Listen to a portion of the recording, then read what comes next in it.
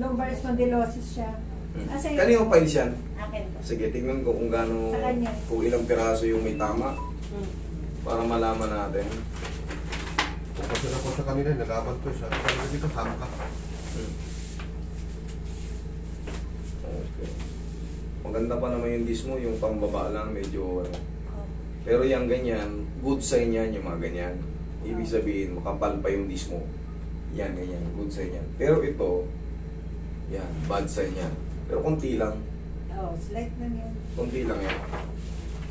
Nasa yan. Bata pa naman siya, 30 plus pa. Oo. Okay na mo. Talaga. Lumbar spondylosis with evidence of muscle spasm. Muscle spasm na to. Yung spondylosis kasi, ang ibig sabihin yan, kumbaga napipirat ito, yan ang spondylosis. Wala nakalagay na L1, L2, L3, L4, L5. Kumbaga, para sa akin, siyempre, based sa nakikita ko, good naman yung mga nandito mo. Yan kasi ang bilang niya L1, L2, L3, L4, L5. Dito tayo sa L5 may nagkakaproblema. Sa pinakababa, maaaring dito. Saan ang pinakamasakit, sir? Yan. Pag ganyan. Kaya naman nagra-radiate yung pag ano. Kasi, kung makikita nyo yung nervous system natin, yan. L5. Pag ganun siya, tatawid siya, papuwet.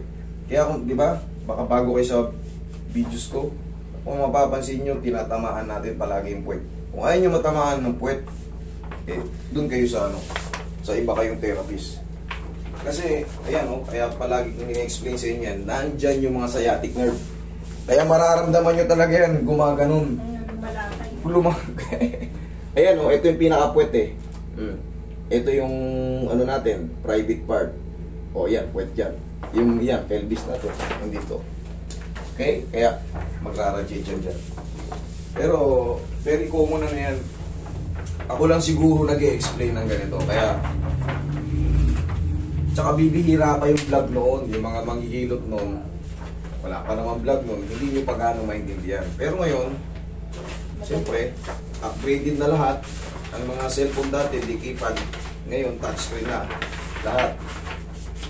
Yung mga hilot ngayon, may science na rin. Mas maganda kasi based sa science para may explanation ng maayos. Hindi man sa, baka sa pamamagitan ko, hindi ko man ma-explain ng todo-todo. Dahil hindi naman talaga ako doktor or ano, or na therapist lang ako. Ngayon ma'am, ilang araw na yan? Katapusan lang daw ng July eh. July. So August pa lang na yun. August ngayon. Sabihin na natin mag-iisang buwan. Ganyan lang, no? Kasi kung magkakatapusan ng July, malamang nandin din yan. 27, 28, 29. Ganon. Eh ngayon, 25 ata ngayon. Sabihin na isang buwan. Ano pa yan? Kaya pa yan. Kahit nakapikit si Roy. Di ba Roy? Kaya na ni Roy ito eh. Siguro kaya na ni Roy ito eh. Kahit si Roy lang. Pag mga mura-mura pa, tapos maganda pa kasi yung, kaya confident ako maganda pa yung bis mo. Maganda yung kapal ng bis mo. Yung iba kasi, kakapiranggot na, iba-iba na yung laki. Sa'yo, Sa akin talagang ano na nag-sleepless na naman ako tatlo. lihis-lihis pa yung buto mo. Pero galing na yun dito sa akin eh. Kaya sabi ko, punta tayo kay Master, hanapan natin. Tayo.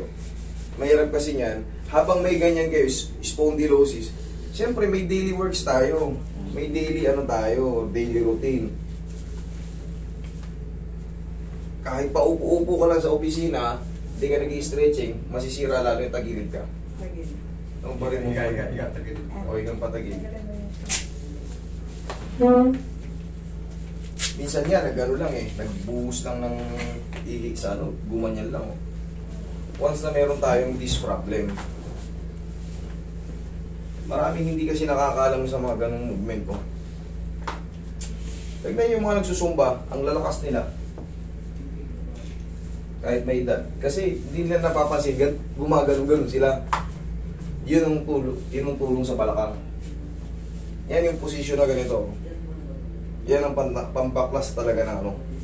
Additional na lang talaga yung mga traction. Yung traction kasi, yun yung pinaka-general adjustment. Lahat ng spine yun. Lahat ng vertebrae. Relax lang. Pinamara mo lang.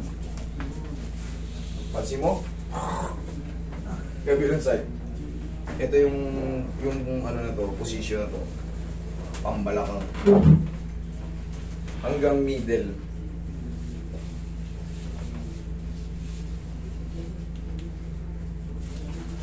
Relax na. Okay na pa ka? Sisinturon mo ka.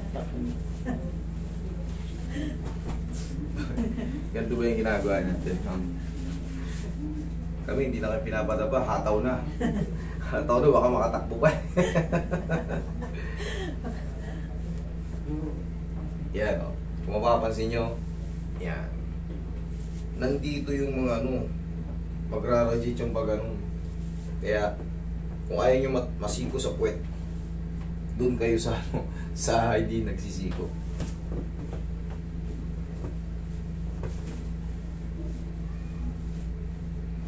Kahit mga artista rito, sinisiko ko sa puwet. Tamahan talaga yan.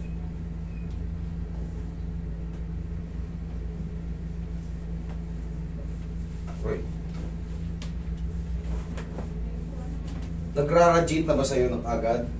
Pagka matagal ka nakaupo? O kahit simpleng upo lang? Pag matagal. Pag matagal. Okay. Ibig sabihin, maliit pa yun.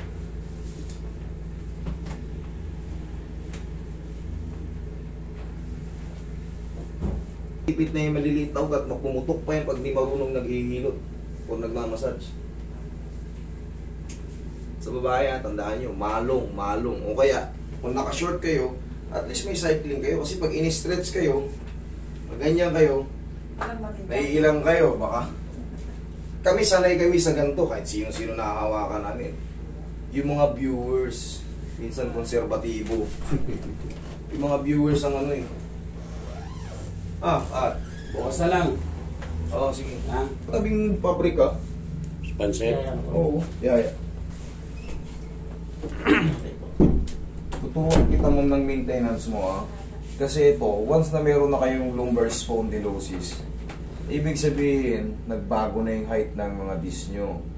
Anytime, pag nakabuhat kayo ng mabigat or nadulas kayo, sumaldak yung puwet nyo, talagang iinda kayo.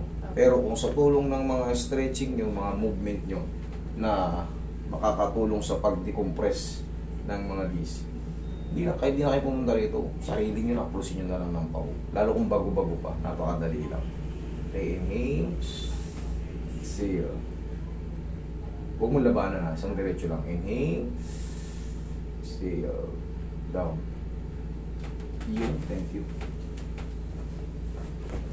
Diyan ka lang muna maganda tayo Ito yung sinasabi ko, kaya kailangan nakaganto kayo. Once kasi nagra-radiate na rito, ibig sabihin yung mga muscle nyo nag-i-stiff yan. So kailangan kahit pa paano i-stretch yan. Ayan. Tinatin nyo ng pag-ganyan.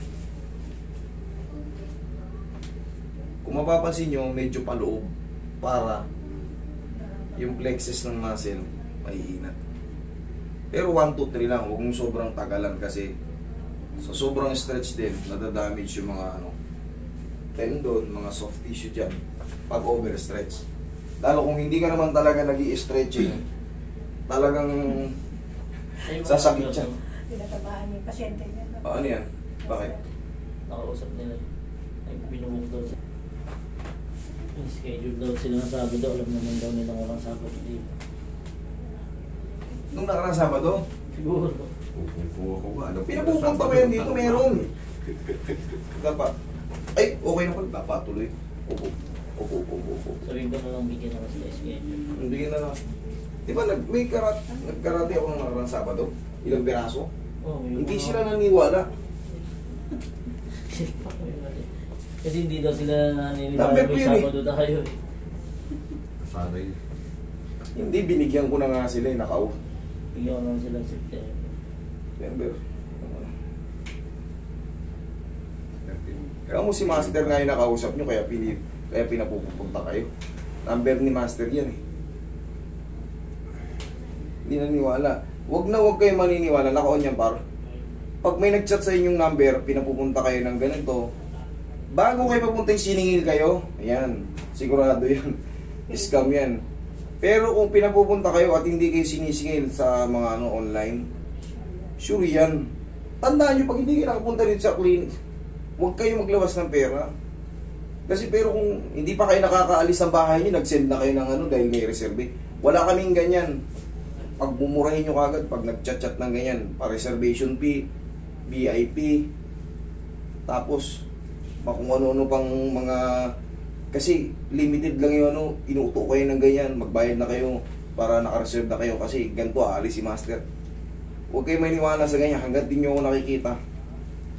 Tandaan niya, hanggat di nyo ako nakikita. Sige mo, service muna bago bayad. Oo, yun ang tama. Hindi po pwedeng, sige na, ano na kayo kasi limitado lang. Mauto kayo, yari kayo. Pag naniwala kayo dyan, tapos kayo, bayad kayo. Tapos pagpupuntahin kayo ron sa Balintawak, tayo kayo. Ganito yung sabi ko. Oh, yan, tinan mo. Yeah. 1, 2. Medyo taasan mo lang konti. Ah. Ayan. Sige. 1, 1, Sunod ba yung ano 2. Yan lang. Okay na. Upo ka. Upo ka. Obserbahan mo ngayon yung balakang mo. Okay na. Yun lang. Bata ka pa. Tsaka ano pa lang yan. Mild pa lang yun sa'yo. Dire-diretso. Tandaan nyo na yung movement. Tapos bumili, mag-stack kayo ng pau sa inyo. Tapos pag nagganon kayo, lalo pag gising nyo sa umaga, gano'n na tag-isang pitikas. Kahit ganyan ninyo lang. Kahit huwag na kayo mag-aral-aral lang kung ano-ano didiinan nyo. Baka mapahamak. Gano'n ninyo lang. Okay? O, huwag lang maliligo today. Susunod. Saglit lang. May